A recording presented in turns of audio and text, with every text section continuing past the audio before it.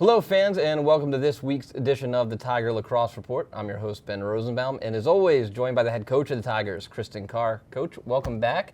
Thank you. A successful week. You bring 2 wins back from Florida and some warmer weather. We asked for that, and you delivered. That was the plan. That's right. So let's review. First of all, just go into the trip. Obviously, a great opportunity to get 2 wins, but also for team bonding so early in the season. How did that trip go? What was it like? Did you get what you wanted? Obviously, successful from the scoreboard side, but did you get what you wanted out of this trip?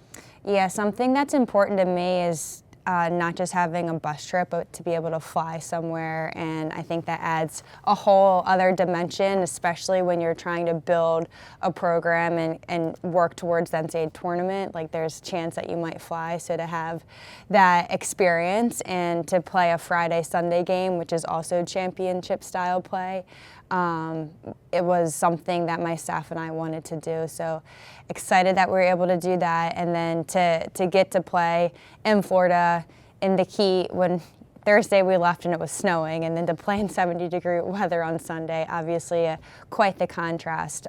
But we're able to go to the beach, have the team walk around, see or go in the water, like put their toes in the sand and all that good stuff. So all in all, it was an excellent trip. Great, and of course, Tigers come away 2-0. Yeah. First down at Jacksonville, 15-7. The Tigers victorious. You mentioned last week Val Thompson is somebody we should be keeping our eyes on as someone who's going to have to raise their game. She did that, 4 goals and assists for her. Katie Roscoe with another 4-goal game. Milana had 5 points throughout the weekend, 3 and 2. That Jacksonville game, it was just, we were seeing this Tiger offense for what it could be. Yeah, absolutely. It was fun to see people scoring in different ways. Through fast breaks and slow break, and just having different people step up and, put the ball in the back of the net.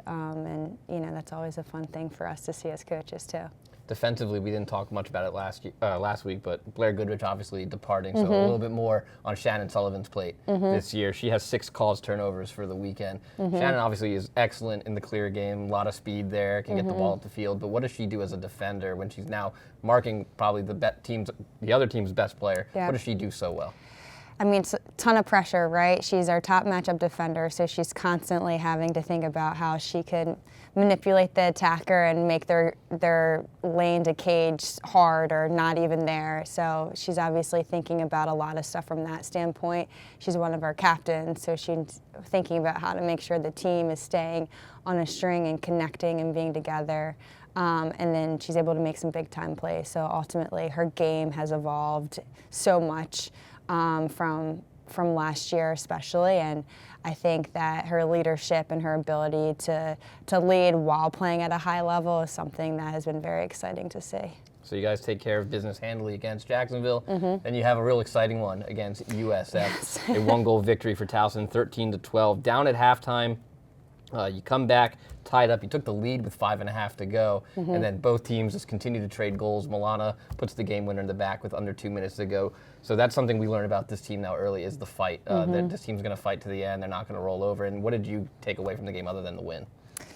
So much. That, with our backs up against the wall, we can really dig deep and sink into the moment that we're in, and to be able to come out victorious in different aspects of the game, including the game itself, was a huge step forward. We're fortunate at Towson where we get to wear catapult pucks, and between Friday's game and then to go back and turn around and play on Sunday, our load and our high speed yards were actually higher on Sunday, and they were already really high on Friday. So to have that quick turnaround and to showcase our athleticism and speed on a 2-day or 2-game swing was another exciting thing. But ultimately, when you go down 3-0 and you're kind of like, wait, what's happening? For us to be able to reset and then claw our way back into the game and then ultimately come back with 2 big-time wins was something that I'm very proud of, and I know the team is going to work to continue to build on that momentum.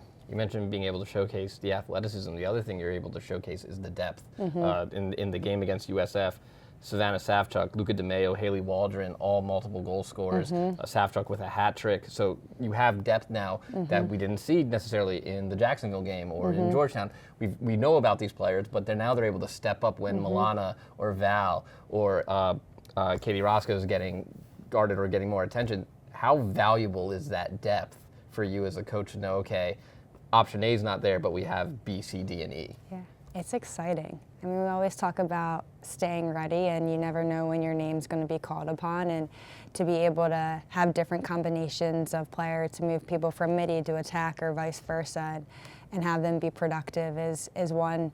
It's exciting, and it's the team feeds off that energy too. I mean, they're a great group, and they want people just to play the best they can be, or play the best they can, as do we as coaches. So to be able to call on someone and know that they can get the job done, whether it's on the offensive end or defensive end or in between the pipes, it's really exciting.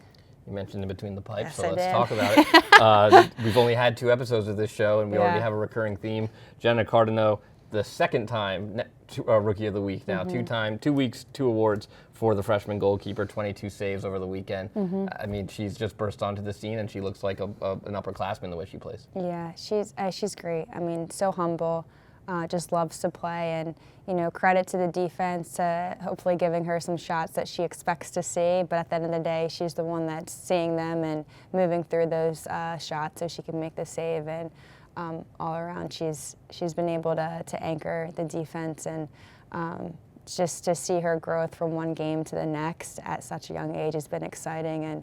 And I keep using the word exciting, so I guess I'm still very excited about what happened this weekend. But with that being said, I always, something I share with the team, if what you did yesterday is still big today, you haven't done anything yet. So we're able to relish in the weekend, and now we're moving on because we have another game coming up this Saturday. And let's keep it moving on. It's a big one here inside Tiger Field at Towson. The crosstown rival Loyola Greyhounds, a ranked opponent coming in to Towson University. They're off to a 2-2 start. I mean, obviously, any game against a ranked opponent is big, but one that's right in your backyard. How important is this game from just a Baltimore bragging rights standpoint is this one for the Tigers? Yeah, I mean, it's going to be competitive. They obviously have some heavy hitters on their team with Chase and Georgia especially, and, Lauren Spence in the cage. So there are definitely people that we have our eye on. But, something that I've really enjoyed about our team is they've been very dialed in leading up to the game, so they know that not one person or one team is really going to be able to take down the Tigers as long as we can stick together and show them what we're truly capable of. Yeah, you mentioned Chase Boyle and Georgia Latch. They're 2-point leaders right now for Loyola. And going back to Jenna, we've talked last week about how a defense can help a freshman goalie, give her more confidence. The reverse can be true, though. When you have a goalie between the pipes that's making a lot of saves, does that help the defense out? And how important is Jenna's leadership going to be? And again, we're 4 games into the year at this point, and we're talking about a freshman goalie having to step up and be a leader and vocal. How much will that play an impact in helping the defense slow down Loyola's attack? Oh, it's going to be huge. And, you don't want to make one situation too much pressure over the other. So we want to stay composed. We want to stick to, our game plan and stay the course, and know that the preparation we put in from any side of the ball is going to help us be successful. All right, Coach, thanks for your time today. Thank you. We're looking forward to Saturday. Me too.